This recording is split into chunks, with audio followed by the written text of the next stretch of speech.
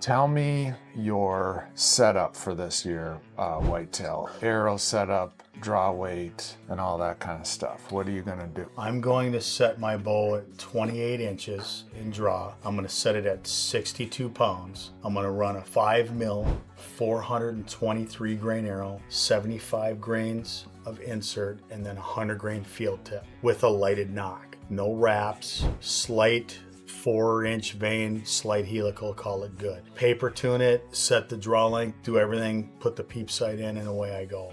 What about broadhead? I'm going to use a 1.75 to 2 inch Rage Trypan or a Kill Zone, one of the two. I prefer probably the Kill Zone this time around because I want to shoot more broadheads outdoors in a foam block. I prefer the Kill Zone so I can take the blades out and put the practice plate in and dial in exactly for how I'm going to shoot.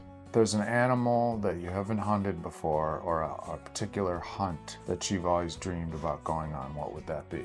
It's African safari. I'd like to get me a sable one day. Get me a couple of impala. There's an animal called a Bonte buck that I would love to get one of those. The Bonte buck and sable are high on my list on an African safari. That's really what I want to do, and I'd love to do it in the next 5 years. Have you done any public land hunting in your time? Yes, pretty much grew up public land hunting because I don't have any land. And my parents' property bordered the Rum River State Forest in east central Minnesota, so I was able to do a lot of that. When I was in public land hunting, of course, I would always have to follow the rules of pulling my stands, never leaving anything else out overnight. The rules have changed a little bit in that area. You can tend to leave stuff overnight, but I do probably more public land hunting than I do private at this point. Go into that a little bit more with etiquette, like cameras. What's your thoughts? Allow cameras? Allow people to leave their tree stands up? Do you hunt other people's stands if you see them? I don't. I'll see stands, and I see them on this piece of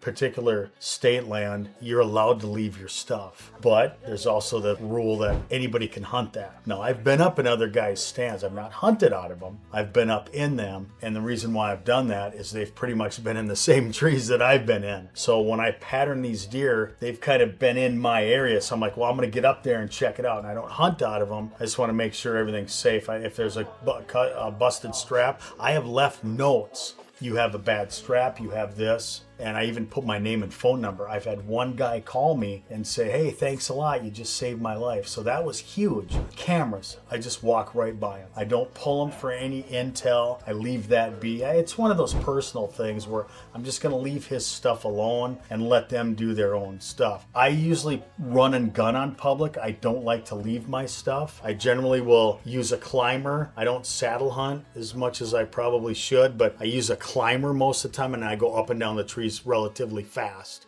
Do you have a limit as to distance in terms of like how far you'd take a shot on a whitetail deer? I try to not exceed 40 yards. I've taken further shots, but my goal is to keep it within 0 to 40. That's why I do archery. I mean, we all like our 8 to 18 yard shots, right? And that's what I love to do. I don't like to exceed 40. If I have to, I will, because I practice quite a bit, but 0 to 40, that's my limitation. The new phenomenon of drones. 3 uses for drones. 1, recovery. 2, surveillance. And then 3, which is the illegal part, hunting.